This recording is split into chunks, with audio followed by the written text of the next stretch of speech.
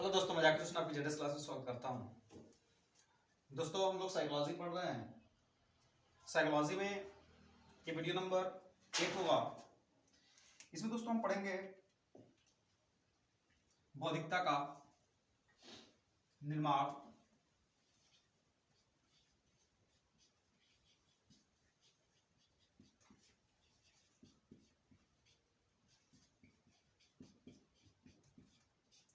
एवं बहुआयामी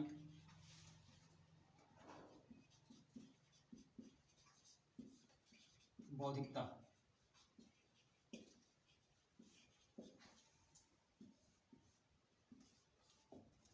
इसमें हम लोग पढ़ेंगे दोस्तों बुद्धि क्या है, इंटेलिजेंस,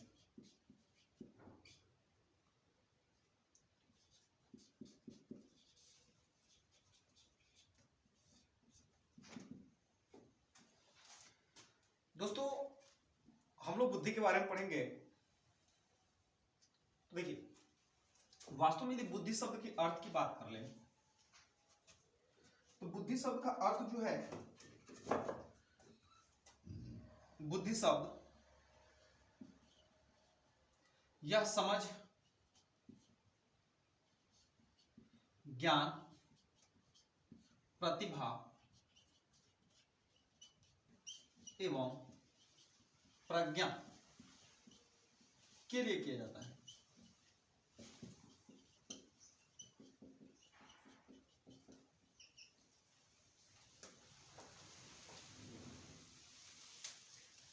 ठीक है दोस्तों, तो बुद्धि शब्द का प्रयोग जो है हमें समझ,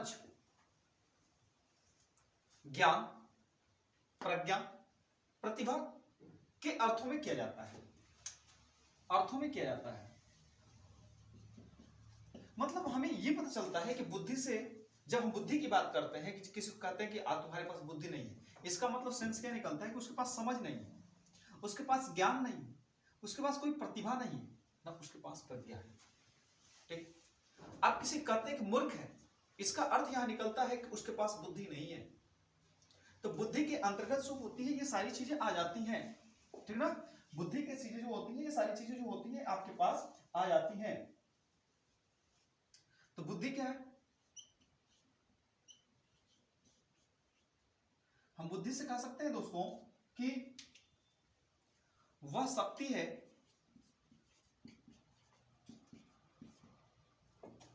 बुद्धि वह शक्ति है जो समस्याओं का समाधान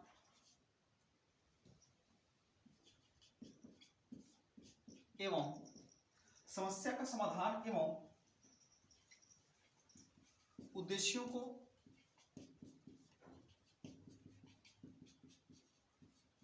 प्राप्त करने के लिए किया जाता है।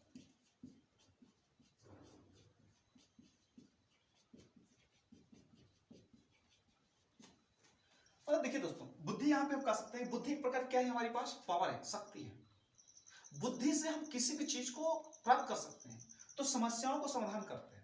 अब क्या होती है कि जैसे भी हमारी कोई समस्या होती है, कि किसी भी हमें हमारे अंदर जो चिंतन की भावना उठती है, वो समस्या जब हमारे सामने आती है, जैसे देखिए पहले क्या हुआ, हमारे पास समस्या होगी तब हम चिंतन करेंगे, न कि हम चिंतन करेंगे उसके बाद समस्या होगी। ठीक है, जैसे हमें हमें मान लीजिए कि हमको पेपर देना है, तो पेपर देना है तो पेपर हमारी क्या होगी, समस्या होगी। अब पेपर को फाइट करना है, पेपर को देना है, चिंतन होगा, कैसे देंगे, क्या करेंगे। तो जब हमारे पास समस्या होगी तब हम चिंतन करेंगे। तो उसके साथ क्या होगी कि बुद्धि क्या कर रहा है कि वह शक्ति है जो समस्या को समाधान करती है। तो जब हम चिंतन करेंगे तो चिंतन करने के फलस्वरूप जो उसका कुछ समाधान निकालेंगे, तो समाधान निकालेंगे तब हम उसके उद्देश्य तक पहुंच जाएंगे। ये क्या होती है, बुद्धि के रूप में हम इसका प्रयोग करते हैं। और बुद्धि इसी तरह से जो है समझ में आ सकती है आपको। अब टर्मन ने एक परिभाषा दिया, टर्मन जी ने कहा था कि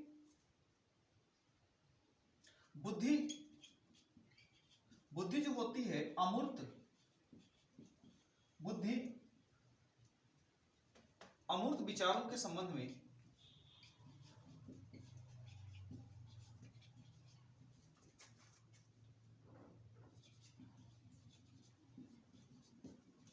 सोचने की क्षमता है।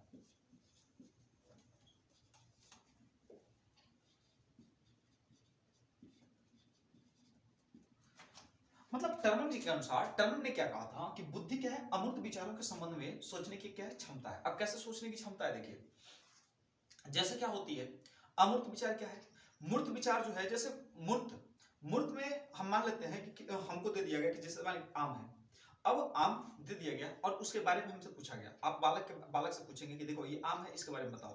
अब बालक देखेगा, पका हुआ है तो कहेगा मीठा है, पका है तो कहेगा पीला है, रंग में देखे पीला है, साइज की बात करेंगे बड़ा है या छोटा है, वो बता दिया। लेकिन अमूर्त चीजों के बारे में हम कह दें कि उस आम को ना दिखा करके, जैसे हमने कहा कि अमूर्त चीज को, चलो आम के पेड़ के बारे में बताओ, तो वो चीज क्या हो गई, उसके सामने पेड़ तो नहीं है, लेकिन वो उस पेड़ के बारे में कल्पना करना शुरू कर दिया, तो वो अमूर्त चीज हो गई। तो टर्मन ने कहा कि बुद्धि अमूर्त विचारों के संबंध में सोचने की क्षमता है। अब सोचने की क्षमता क्या है, देखिए जैसे कोई व्यक्ति है, कोई लड़का है, अब उसके क्या कर देगा, जैसे मान लो उसकी गर्लफ्रेंड है, उसके सामने है तो बता देगा, लेकिन अब अमूर्त कैसा करेगा, अमूर्त के बारे में क्या है कि सिर्फ उसका नाम लेंगे, मान लो कोई गर्लफ्रेंड है और उसके सिर्फ क्या लिया, नाम लिया, तो जब नाम ले लेंगे तो वो उसकी पूरी जो है स्ट्रक्चर के बारे में, पूरी उसकी संरचना, पूरी उसकी बनावट, सुंदरता, बालों की डिजाइन, सबके बारे में बता देगा। वो चीज क्या है, अमूर्त है। उसकी गर्लफ्रेंड उसके सामने नहीं है, लेकिन उसने बता दिया, वो अमूर्त चीज है, लेकिन देख करके उसको बता रहा है वो क्या चीज है, मूर्त है। तो बुद्धि अमूर्त विचारों के संबंध में क्या होती है, सोचने की क्षमता होती है। ये चीज हमारे टर्मन जी ने कह दिया था, ठीक है ना।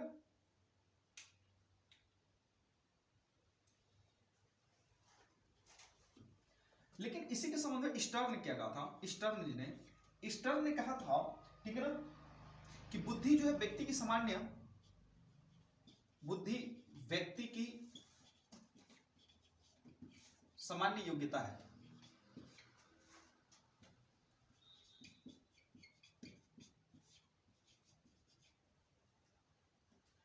बुद्धि व्यक्ति की सामान्य योग्यता है जिससे नवीन, उन्होंने क्या कहा, जिससे नवीन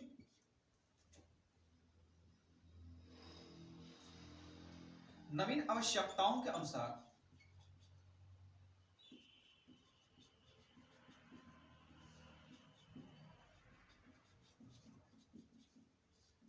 चिंतन करता है। ठीक है, स्टर्न ने कहा कि बुद्धि व्यक्ति की सामान्य योग्यता है, मतलब बुद्धि जो होती है एक इंसान के अंतर्गत जो होती है योग्यता है, मतलब उसके पास क्या है, उसका सर्टिफिकेट है कि इस बंदे के पास बुद्धि है। ठीक है, हम किसी को भी नहीं कह सकते कि तुम्हारे पास बुद्धि नहीं है, ठीक ना, चाहे जेंट्स हो या लेडीज हो, आप उसको नहीं कह सकते तुम्हारे पास बुद्धि नहीं है। ये तो आप अपने ज्ञान के बराबर लेवल के हिसाब से कह देते हैं कि उसके पास बुद्धि नहीं है, लेकिन हर इंसान के पास क्या है, बुद्धि है। तो बुद्धि व्यक्ति की क्या होती है, सामान्य योग्यता होती है। दूसरी बात क्या है, जिससे नवीन आवश्यकताओं के अनुसार चिंतन करता है। अब नई नई आवश्यकताएं जब आएगी उसके पास, ठीक है, तो सचेत होकर के क्या करेगा, चिंतन करेगा। अब मान लीजिए कि वो व्यक्ति है, वो बालक जैसे एक प्रतियोगी परीक्षा वाला लड़का है, उसके पास सामने एक जो है समस्या आ गई पेपर पास करने की।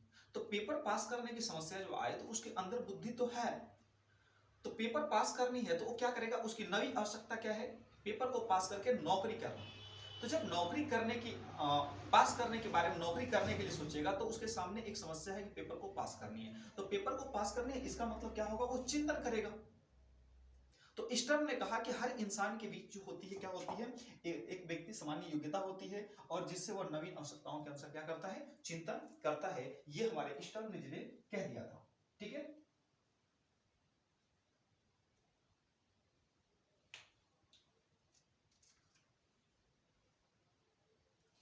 लेकिन जितने वैज्ञानिक थे उन्होंने कहा, उनको अभी भी क्या है, बुद्धि के बारे में मतभेद है।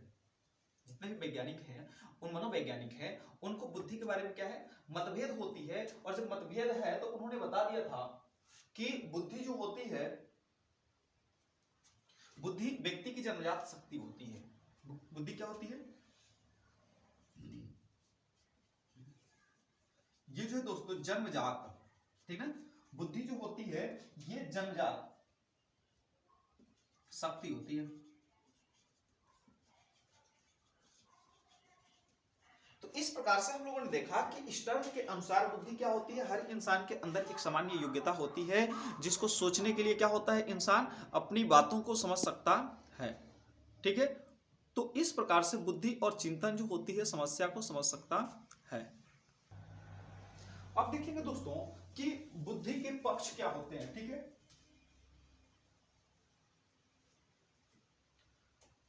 बुद्धि के पक्ष,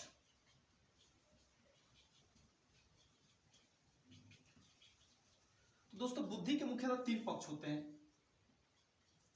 एक होता है कार्यात्मक, क्रियात्मक और तीसरा होता है संरचनात्मक। वैसे बुद्धि को कितनी श्रेणी में बांटा गया है, प्रश्न है कि बुद्धि को कितने श्रेणी में बांटा गया है। और यहां प्रश्न था कि बुद्धि के कितने पक्ष होते हैं।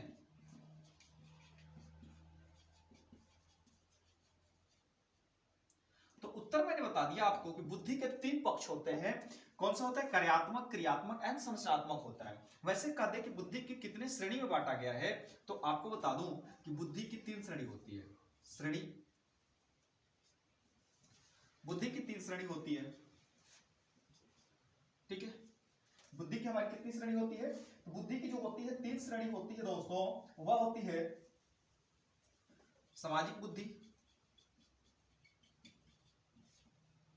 सामाजिक है, स्थूल है एवं अमूर्त है। ठीक है, स्थूल बुद्धि है, सामाजिक बुद्धि और अमूर्त बुद्धि। अब देखिए, स्थूल बुद्धि वाले जो होते हैं, स्थूल बुद्धि वाले ये सब होते हैं डॉक्टर, इंजीनियर, ठीक है ना, डॉक्टर, इंजीनियर, टीचर्स, ये सब बनते हैं स्थूल बुद्धि वाले के अंतर्गत। ठीक है, क्योंकि ये सब चीजें जो होती है इनके बारे में ये देख करके ये सारी क्रियाएं करते हैं। सामाजिक बुद्धि के अंतर्गत जो होते हैं ये सब बनते हैं नेता। ठीक है, एक्टर, नेता, अभिनेता बनेंगे। ठीक है ना, क्योंकि सामाजिक बुद्धि है, इनको जनता से कैसे वोट लेनी है। अभी अभी नेताजी आए, उनको 4 चप्पल मार देंगे तो उनके पास हाथ जोड़ करके हाँ करके हंस के क्या करेंगे, चल देंगे। नेता है, अभिनेता है, चप्पल भी चला देंगे तो उसको फर्क नहीं पड़ता है। क्यों, क्योंकि उसके पास, लेकिन देखिए नेता जो होता है और अभिनेता जो होते हैं ये बैठे हुए समाज के अंदर लोगों की भावनाओं को भाप लेते हैं, उसके बाद बोलते हैं। ठीक है, इनके पास क्या होती है, सामाजिक बुद्धि होती है। सामाजिक बुद्धि एक ऐसे इंसान होते हैं कि किसी के साथ कैसे जुड़ना है, गांव का मुखिया जो है कैसे लोगों को डील करना है।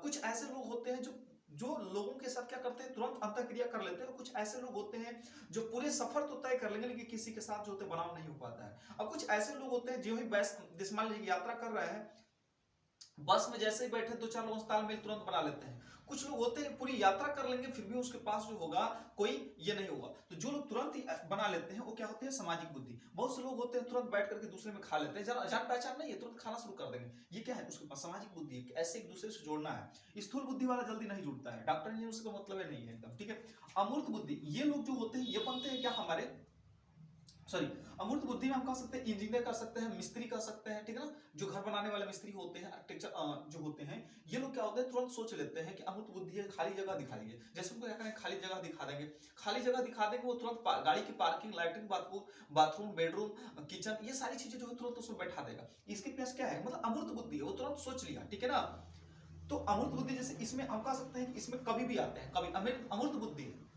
ठीक है ना, कहा ही गया कि जहां न पहुंचे कभी वहां पहुंच जाता है रवि। ठीक है ना, तो वो सारी चीजें जो होता है सोच लेता है। तो इस प्रकार से जो है बुद्धि की 3 श्रेणी होती है। कितनी श्रेणी है हमारे पास दोस्तों, 3 श्रेणियां होती है, सामाजिक बुद्धि, स्थूल बुद्धि और अमूर्त बुद्धि।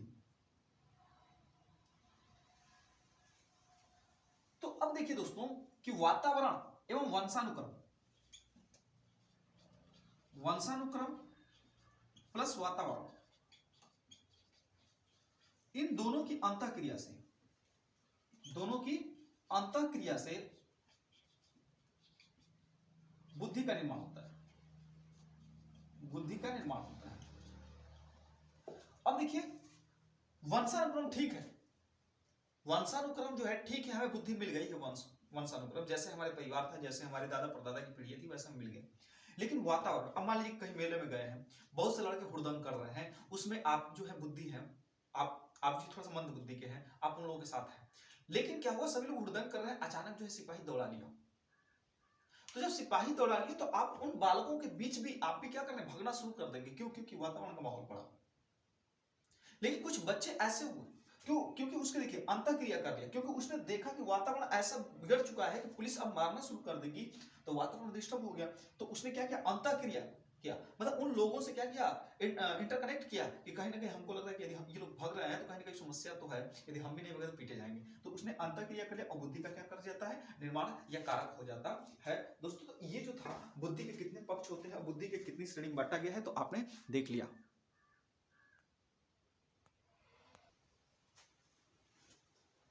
अब पढ़ेंगे हम लोग दोस्तों बुद्धि के सिद्धांत, ठीक है ना, बुद्धि के सिद्धांत।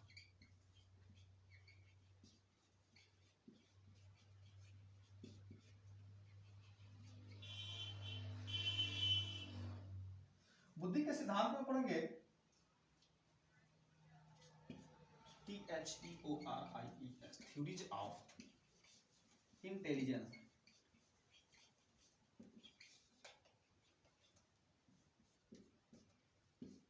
बुद्धि के सिद्धांत, ओके।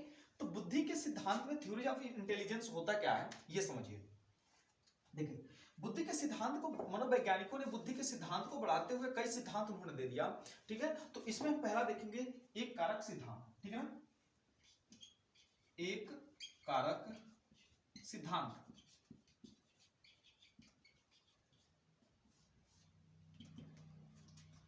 एक कारक सिद्धांत, वन फैक्टर थ्योरी।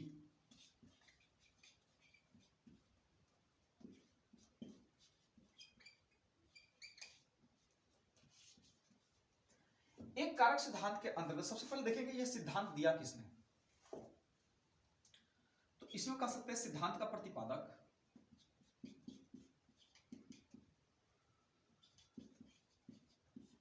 यह प्रतिपादक बी ने, कौन है, बी ने, प्रतिपादक जो है बी ने। लेकिन इस सिद्धांत को आगे बढ़ाने का कार्य किसने किया, सिद्धांत को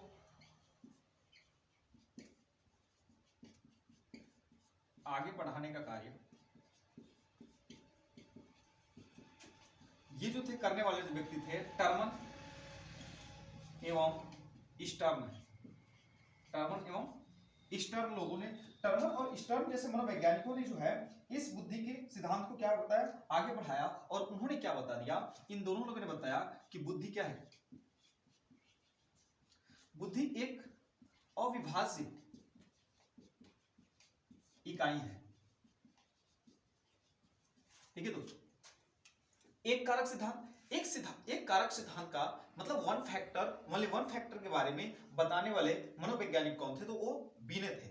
लेकिन बीने ने क्या किया, बीने तो बता के चले गए, बता दिए, लेकिन उसी चीज को आगे बढ़ाया कि क्या एक वास्तव में वन फैक्टर थ्योरी होती है। तो वन फैक्टर थ्योरी के बारे में रिसर्च करने वाले जो मनोवैज्ञानिक थे वो थे टर्मन एवं स्टर्न थे। तो उन लोगों ने जब सर्च कर लिया, जब उस पर उन लोगों ने निरीक्षण कर लिया, पूरी तरीके से देख रेख कर लिया, पूरी तरीके से उस पर जो है अपना ध्यान केंद्रित कर लिए, तब उन्होंने बताया कि बुद्धि क्या होती है, एक अविभाज्य इकाई होती है। अर्थात हम बुद्धि को क्या कर सकते हैं, बांट नहीं सकते हैं, बुद्धि कभी जो है टूटने वाली, मतलब हम जो है उसको बदल नहीं सकते।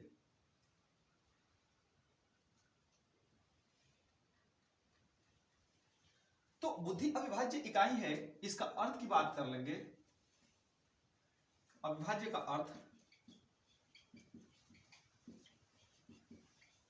बुद्धि एक अविभाज्य इकाई है, इसके अर्थ की यदि हम बात कर लेंगे दोस्तों, तो बुद्धि एक शक्ति या कारक के रूप में माना गया है। बुद्धि को एक शक्ति या कारक के रूप में माना गया है, ठीक है। अविभाज्य, इसका मतलब क्या हुआ कि अविभाज्य का मतलब देखिए, समझिए अविभाज्य का अर्थ क्या हो सकता है। तो अविभाज्य मतलब जो कभी हम इसको विभाजित नहीं कर सकते। अब बताइए दोस्तों कि जिसको हम खंडन नहीं कर सकते, इसका मतलब वो क्या है, एक शक्ति है, अपने आप में पावर है, अपने आप में क्या है, एक दृढ़ वस्तु है जिसको कभी हम खंडित नहीं कर सकते, तो कह रहे हैं कि बुद्धि एक क्या है, शक्ति या कारक के रूप में मान दिया गया कि जब यह अविभाज्य है तो कहीं ना कहीं यह शक्ति जो है इसके अंदर विकसित है। ठीक है ना।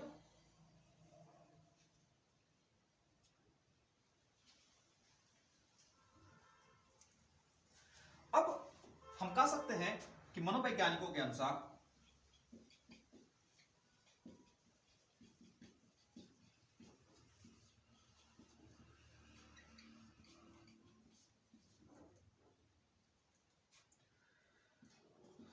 बुद्धि क्या है, मानसिक शक्ति है। बुद्धि मानसिक शक्ति है जिसके द्वारा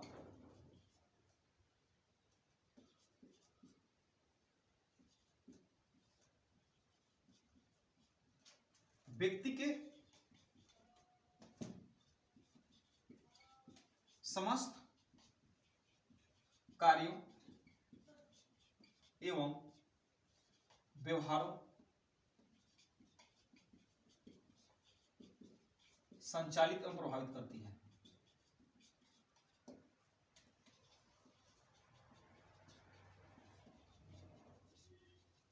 ठीक, मनोवैज्ञानिकों के अनुसार बुद्धि क्या है, मानसिक शक्ति है, मेंटली पावर है। तो जब मेंटल पावर है तो कहीं ना कहीं क्या करती है, व्यक्ति के समस्त कार्यों को, समस्त कार्य तो हम बुद्धि से ही करते हैं, गाँव में सोना जगना उठना बैठना ये सब चीजें हैं, तो समस्त कार्यों एवं व्यवहारों को हमें इस एक दूसरे के साथ कैसे जुड़ना है, ये हमारे व्यवहारों को भी क्या करती है, प्रभावित करती है। दोस्तों तो बुद्धि के सिद्धांत में, थ्योरी ऑफ इंटेलिजेंस में हमने देखा एक कारक का सिद्धांत, वन फैक्टर थ्योरी, जिसके प्रतिपादक थे मनोवैज्ञानिक है। इस सिद्धांत को बढ़ाने वाले वैज्ञानिक जो थे, मनोवैज्ञानिक जो थे, टर्मन एवं स्टर्न है।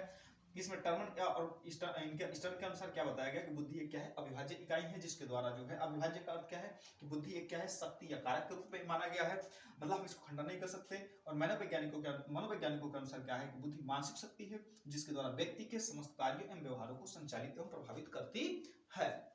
ओके, तो इन चीजों को जो है वन फैक्टर जो है आपको समझ में आ गया होगा, क्योंकि वन फैक्टर जो है कई बार जो है क्वेश्चन में जो है आपका एग्जाम में आ चुका है। वन फैक्टर का सिद्धांत जो है कई बार आ चुके हैं, तो आप समझ सकते हैं, उसको ध्यान से आप समझें।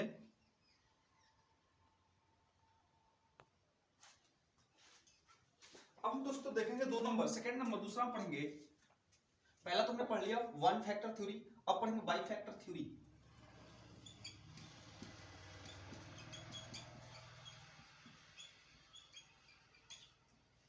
द्विकारक सिद्धांत।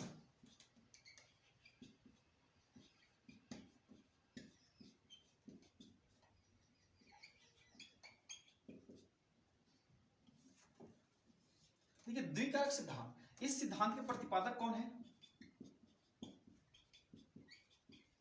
तो यह है स्पीयरमैन, स्पीयरमैन।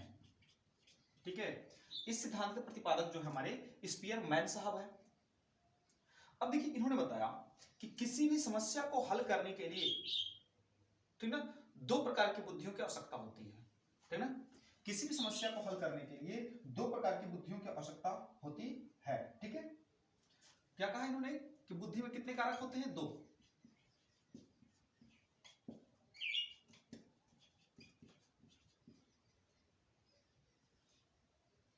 बुद्धि में 2 कारक होते हैं।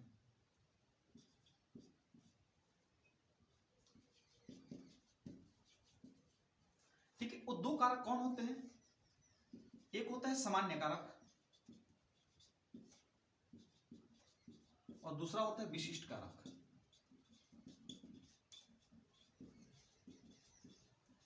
ठीक है दोस्तों, एक होता है सामान्य कारक, दूसरा क्या होता है, विशिष्ट कारक होता है बुद्धि को हल करने के लिए। देखिए किसी भी समस्या को यदि आप हल करते हैं तो सामान्य, मतलब कोई ऐसी चीज होती है, जैसे सवाल दे दिया हमने 3 + 2 5 हो गया, आपने सामान्य बुद्धि का प्रयोग कर दिया। 3 × 2 × 4 + 6 × 6/3 + 15। तो इस प्रकार का जो है तुरंत हमने क्या किया कि एक विशिष्ट बुद्धि जो है हमारा, थोड़ा सा हमें वहां पे एक्स्ट्रा माइंड लगाना पड़ेगी, हमें जो है विशिष्ट बुद्धि का प्रयोग करना शुरू करना पड़ेगा। तो कहीं ना कहीं जो होती है बुद्धि को किसी भी समस्याओं को हल करने के लिए स्पीयर साहब ने कहा कि हमें 2 प्रकार के बुद्धियों की आवश्यकता होती है, एक होता है हमारे लिए सामान्य कारक और दूसरा जो होता है विशिष्ट कारक होता है। ठीक है, तो 2 प्रकार की मानसिक योग्यताएं कौन कौन सी है, सामान्य जनरल हो गया, जनरल फैक्टर हो गया, एंड स्पेशल फैक्टर हो गया इसके अंतर्गत। तो आप जो है दोस्तों समझ सकते हैं कि किस प्रकार से जो है हमें समस्याओं को हल करना होता है।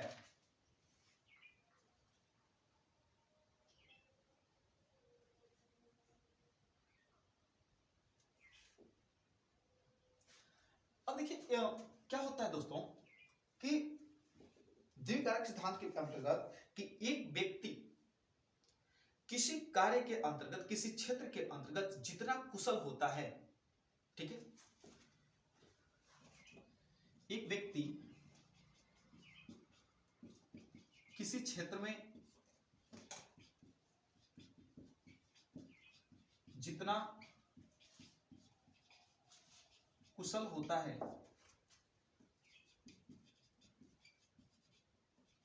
उतना ही विशिष्ट योग्यता पाई जाती है।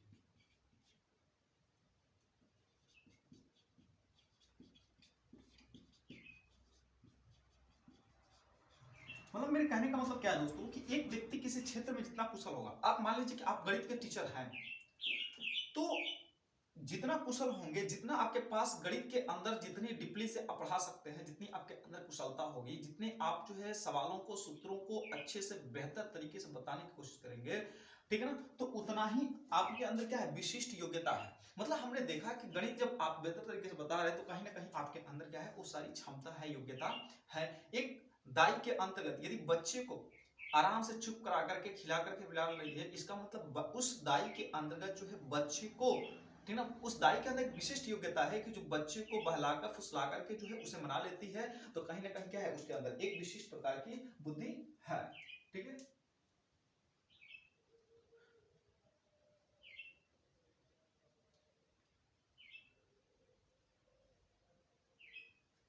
ये भी आप कह सकते हैं कि एक व्यक्ति के अंतर्गत यदि जितनी सामान्य योग्यता पाई जाएगी, एक व्यक्ति के अंतर्गत जितनी सामान्य योग्यता पाई जाएगी, वह उतना ही व्यक्ति जो होगा बुद्धिमान होगा। सामान्य योग्यता, ठीक है ना, जैसे सामान्य योग्यताएं जितने भी बालक के अंतर्गत या उस व्यक्ति के अंतर्गत होती है, वह उतना ही क्या होता है, बुद्धिमान होता है।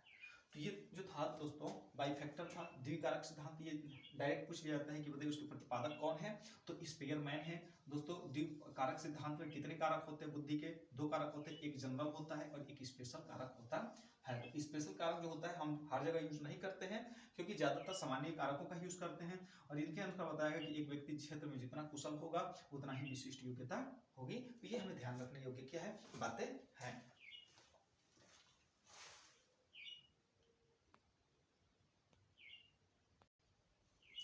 अब देखेंगे थर्ड नंबर दोस्तों, बहुबुद्धि सिद्धांत, ठीक है ना, बहुकारक सिद्धांत।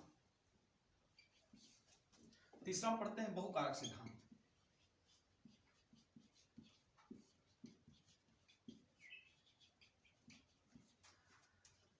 मल्टीफैक्टर थ्योरी, मल्टीफैक्टर थ्योरी, बहुकारक सिद्धांत क्या है, तो इसके बहुकारक सिद्धांत देखते हैं दोस्तों, प्रतिपादक कौन है, तो इसके प्रतिपादक जो है थॉर्नडाइक साहब है, थॉर्नडाइक, ठीक। इसके प्रतिपादक कौन है, थॉर्नडाइक है। इन्होंने क्या बताया बहुबुद्धि सिद्धांत के अंदर कि बुद्धि जो है कई कारकों से, कई तत्वों से मिलकर बनी है। इनके अनुसार बुद्धि कई कारकों से मिलकर बनी है, ठीक है। बुद्धि जो है कई कारकों से मिलकर बनी है और प्रत्येक तत्व में, बुद्धि कई तत्वों से, लिखिए यहां पे तत्वों में, कई तत्वों से मिलकर बनी है और प्रत्येक तत्व में कुछ सूक्ष्म चीजें निहित होती हैं।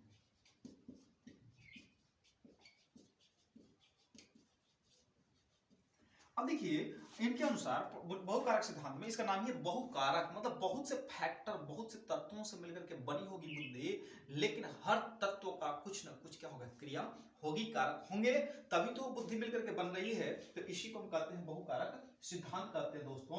और बहुकारक सिद्धांत के अंतर्गत जो होती है, बहुकारक सिद्धांत जो होती है, उन्होंने बता दिया था कि किसी भी बहुकारक सिद्धांत में ये बताया गया कि सामान्य बुद्धि नाम की कोई चीज ही नहीं होती है। सबसे बड़ी बात उन्होंने कह दिया कि सामान्य बुद्धि नाम की कोई चीज नहीं होती है, जिसको हम जनरल कहते हैं। तो इसका मतलब सामान्य नाम की बुद्धि नहीं होती है, तो हमारे पास क्या होती है, एक स्पेशल प्रकार की बुद्धि होती है, विशेष प्रकार की बुद्धि होती है, और जिससे हम क्या करते हैं, सभी प्रकार की अपनी क्रियाओं को क्या करना है, संपन्न करने का कार्य करते हैं। तो ये जो थी बहुकारक, तो मैंने तीन बताया आपको, तीन प्रकार की बहुकारक सिद्धांत बता दिए, तीन कारक के सिद्धांत बताए। पहला एक कारक सिद्धांत जिसके प्रतिपादक विनय थे, दूसरा द्विकारक सिद्धांत बाइफैक्टर, इसके प्रतिपादक जो थे हमारे कौन से थे, स्पीयरमैन साहब थे, और तीसरा मैंने बताया बहुकारक सिद्धांत मल्टीफैक्ट्स जो बताया, इसके सिद्धांत जो है प्रतिपादक जो है कौन से हैं, तो इसके जो है थॉर्नडाइक साहब है। ठीक है, ये समझ गए होंगे आप बेहतर तरीके से। जो है यहाँ से क्वेश्चन जो है हर बार आपका बन जाता है, और इसको ध्यान से आप पढ़ें। अब देखिए दोस्तों, कुछ अन्य मनोवैज्ञानिक जिन्होंने क्या दिया था, बुद्धि का सिद्धांत दिया था। ठीक है ना, तो बुद्धि के सिद्धांत में हम देख रहे हैं बुद्धि के सिद्धांत, और हम देख लेते हैं एक तरफ मनोवैज्ञानिक के प्रतिपादक। बुद्धि का सिद्धांत और एक तरफ हमारे हो गए प्रतिपादक। चलिए एक बार फिर से मैं शुरू से लिखवा देता हूं इसको। पहले हमारे एक कारक सिद्धांत, ये किसने दे दिया था, विनय। ठीक है, हालांकि बढ़ाने वाले कौन थे, टर्मन भी थे और स्टर्न थे, लेकिन वास्तव में जो उत्तर होता है यही होता है। ठीक है, ध्यान रखें आप। द्विकारक सिद्धांत ये दिए स्पीयरमैन। ठीक है, अब त्रिकारक में हम देखेंगे, इसमें बहुकारक सिद्धांत देने वाले कौन थे, तो ये थे थॉर्नडाइक। ठीक है, बहुकारक जो सिद्धांत देने वाले हैं ये कौन है, थॉर्नडाइक है,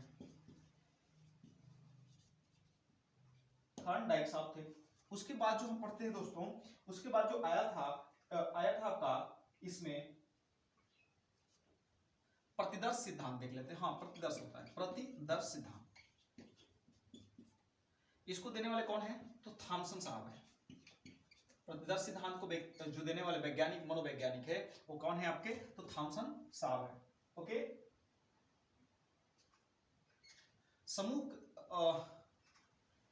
समूह कारक सिद्धांत एक आता है, समूह कारक सिद्धांत, ग्रुप फैक्टर थ्योरी, तो इसके जो है थर्स्टन साहब है, थर्स्टन साहब है।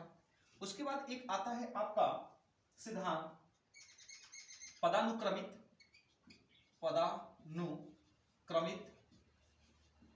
या त्रिआयामी सिद्धांत। इसके जो है जेपी गिलफोर्ड है, जेपी गिलफोर्ड,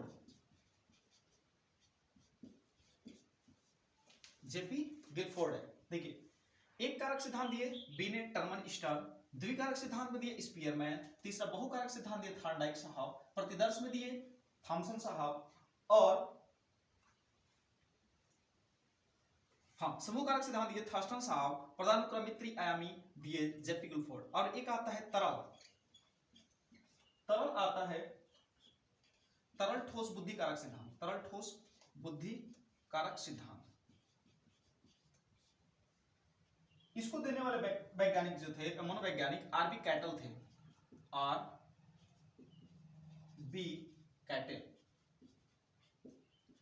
आरबी कैटल थे मनोवैज्ञानिक। और बहुबुद्धि सिद्धांत, बहुबुद्धि सिद्धांत जो थे उसके थे हार्वर्ड गार्डनर।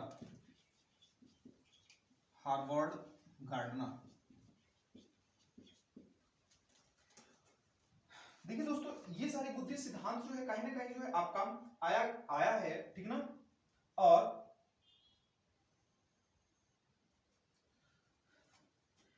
देखिए सबसे ज्यादा क्वेश्चन जो है यहां से पूछा जाता है, ये बताइए बहुबुद्धि सिद्धांत के प्रतिपादक कौन है? हार्वर्ड गार्डनर साहब है, ठीक है ना। तरल ठोस फ्लूइड, फ्लूइड मतलब तरल ठोस बुद्धिकारक आरवी कैटल है। पदानुक्रमित त्रिआयामी, पदानुक्रमित या त्रिआयामी सिद्धांत कौन है? तो जेपी गिलफोर्ड ने दिया था। समूह कारक सिद्धांत के थर्स्टन ने दिया था, ठीक है। और प्रतिदर्श किसने दिया था? तो थॉमसन ने दिया था। बहुकारक थॉर्नडाइक, ठीक ना। द्विकारक स्पीयरमैन, एक कारक सिद्धांत बिने एवं टर्म नामक मनोवैज्ञानिकों ने दिया था। और अपने अपने अलग अलग सिद्धांतों को दे करके उन्होंने जो है बुद्धि के बारे में जो है सब बताने की कोशिश किया था। दोस्तों तो ये जो था आज का आपका, हमने बुद्धि के सिद्धांत भी देख लिए। अब देखेंगे दोस्तों बहुआयामी, हम पढ़ेंगे बहुआयामी बुद्धि।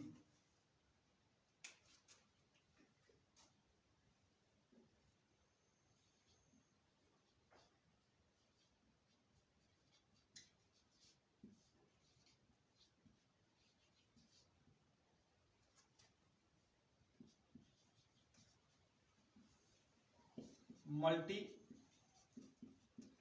Dimensional intelligence.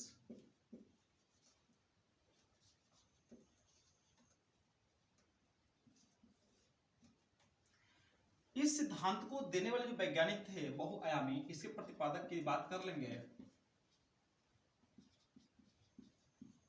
तो ये है दोस्तों केली एवं थर्स्टन, केली एवं थर्स्टन। इन्होंने क्या बताया था? देखिए केली एवं थर्स्टन ने क्या बताया कि जो हमारी बहुआयामी बुद्धि होती है, ठीक ना, कई प्राथमिक कारकों से मिलकर के बनी होती है, ठीक है ना। बुद्धि का निर्माण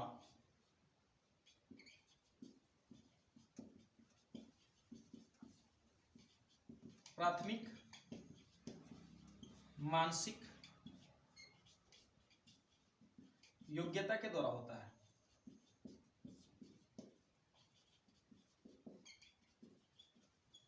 ठीक है, बहुआयामी बुद्धि का निर्माण जो होता है वो किसके द्वारा होता है? तो प्राथमिक मानसिक योग्यताओं के द्वारा होता है। तो वो योग्यता कौन कौन सी होती है? देखिए वो योग्यता कौन कौन सी होती है दोस्तों, तो वह योग्यता जो होती है गामक, यांत्रिक, गामक होती है, यांत्रिक योग्यता होती है, सांख्यिक योग्यता होती है,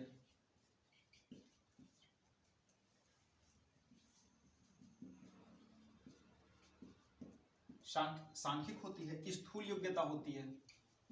ठीक है, स्थूल योग्यता है, गामक है, यांत्रिक है, सांख्यिक है, स्थूल है, आप कह सकते हैं स्थूल सॉरी अस्थानिक, स्थूल अस्थानिक योग्यता, अस्थानिक योग्यता हो गई। फिर सामाजिक योग्यता हो गई,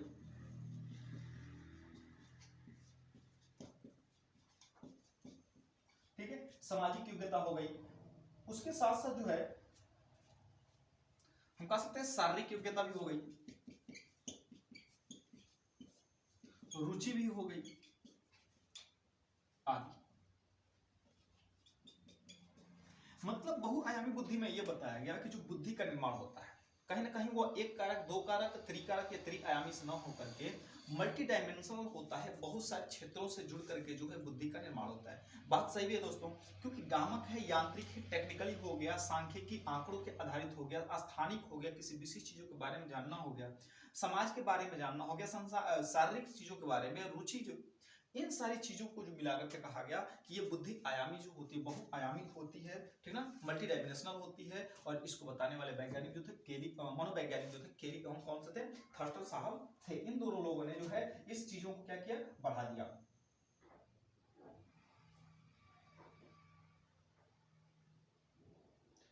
अब क्या होता है कि बहुआयामी बुद्धि होने के कारण, जब बहुआयामी बुद्धि होगा किसी भी व्यक्ति के पास, तो वह क्या होगा? कई क्षेत्रों में कुशलता और निपुण होगा। जैसे मान लीजिए कि एक ही टीचर है, एक ही टीचर के पास वो मैथ भी पढ़ाता है, फिजिक्स भी पढ़ाता है, अंग्रेजी भी पढ़ाता है, तो कहीं ना कहीं बहुआयामी है। एक व्यक्ति जो है ड्राइवरी भी कर लेता है, मान लीजिए ड्राइवरी भी कर लेता है, फिर ड्राइवरी करने के बाद मैकेनिकल का भी काम कर लेता है।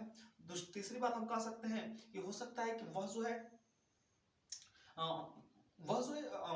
वायरिंग का भी काम कर लेता हो, इन सारी चीजों का मतलब उसके पास जितनी बुद्धि रहेगी वह व्यक्ति उन सभी क्षेत्रों में जो होगा क्या होगा, निपुण हो जाता है। तो ये बहुआयामी सिद्धांत जो है हमें क्या करती है, बताती है।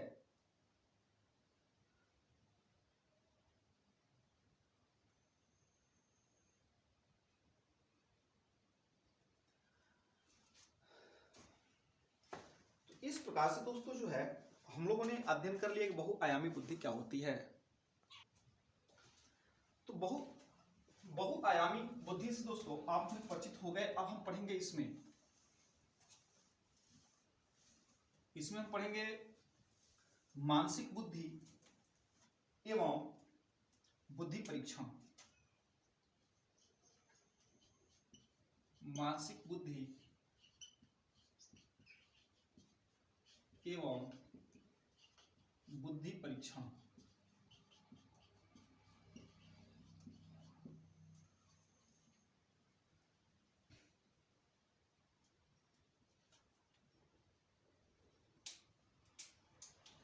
अब देखिए मानसिक बुद्धि एवं बुद्धि परीक्षण के बारे में फ्रांसीसी वैज्ञानिक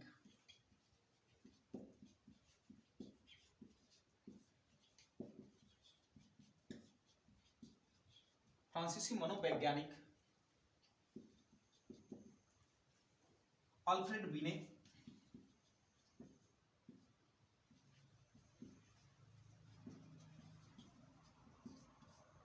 एवं साथी साइमन बीने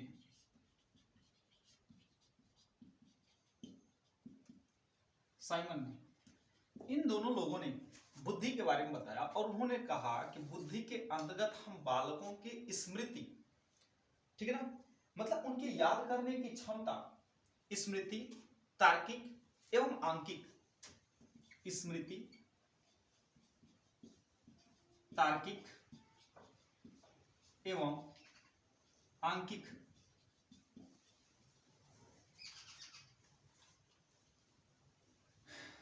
आंकिक पक्ष का क्या करते हैं, गणना किया जाता है या गणना करते हैं, ठीक है ना।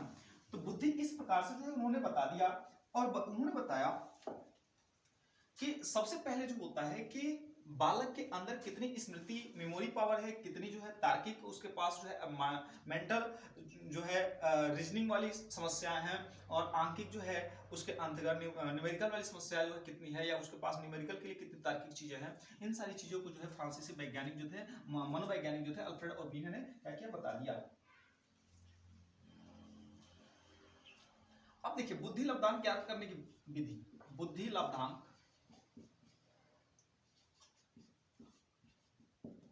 ज्ञात करने की विधि,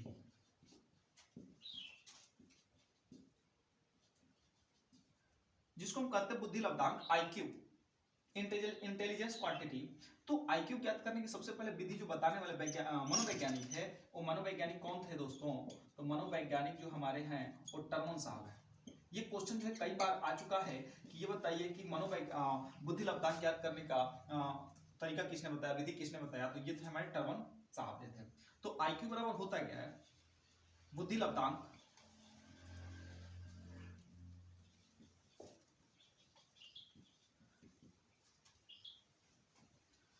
मानसिक आयु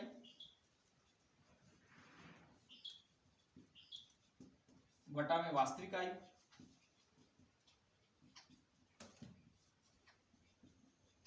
इंटू 100, ठीक है। यही जो होता है दोस्तों सूत्र होता है।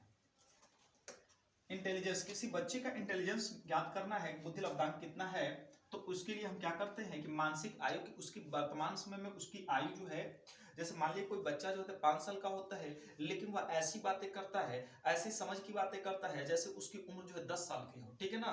तो वास्तविक उम्र जो है 5 साल की है लेकिन बातें कर रहा है 10 साल की, तो हम मानसिक आयु बटा में वास्तविक आयु, वास्तविक आयु 5 साल की हो गई, बुद्धि से बात कर रहा था 10 साल वाली, तो इसी की हम 100 से मल्टीप्लाई कर देते हैं तो हमारा क्या निकल जाता है, बुद्धि लब्धांक निकल जाता है। और देखिए दोस्तों यदि यदि हम बात कर लेंगे कि 140 के ऊपर रहता है, ठीक है ना, 140 के ऊपर रहता है तो हम उसे श्रेष्ठ बुद्धि मानते हैं,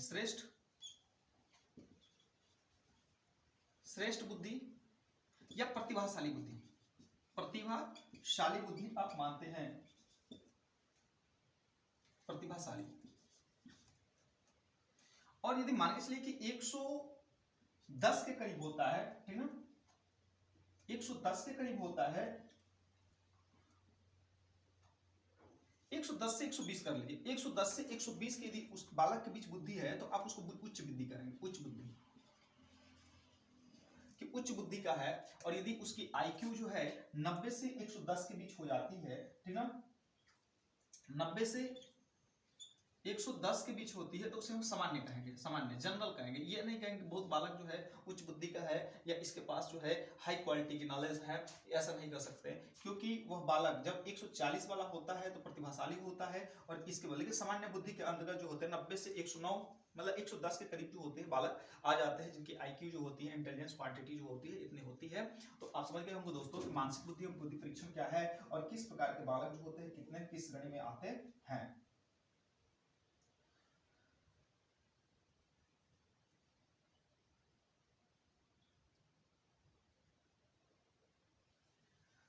तो दोस्तों ये जो क्लास थी हम लोगों ने अध्ययन कर लिया बुद्धि के बारे में, बुद्धि के सिद्धांत के बारे में, जो बहुत ही जबरदस्त चैप्टर था।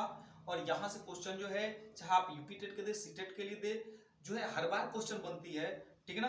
तो इसको ज्यादा से ज्यादा आप जो है पढ़े और ठीक है, और क्या पढ़ते रहें और अपने तैयारी में लगे रहें, ठीक है।